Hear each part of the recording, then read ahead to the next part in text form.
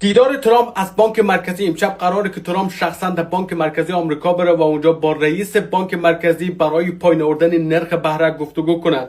از اون پیش ترامپ در شبکه‌های مجازی زیاد از بانک مرکزی درخواست کرده بود که اونا با پایین آوردن نرخ بهره شروع کنند، ولی اونا زیاد عکس العمل نشان ندادن. امشب قراره که خود شخصا در اونجا بره و از این طریق میخواد ترامپ فشار بیشتر روی بانک مرکزی بیاره تا که اونا هر چیز زودتر با پایین آوردن نرخ بهره شروع کنن.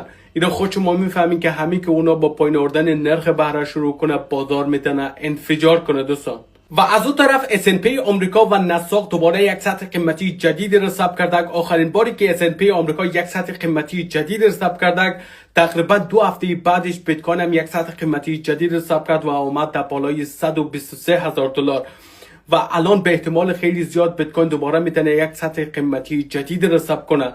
همیشه اول که از بازار سهام رشد میکنه و بعد نوبت در بازار کریپتو میرسه. مثل همیشه دوستان، اگر نمیخوای خبرهای مهم بازار از دست بدید، لایک و فالو یادتان نره. با تشکر.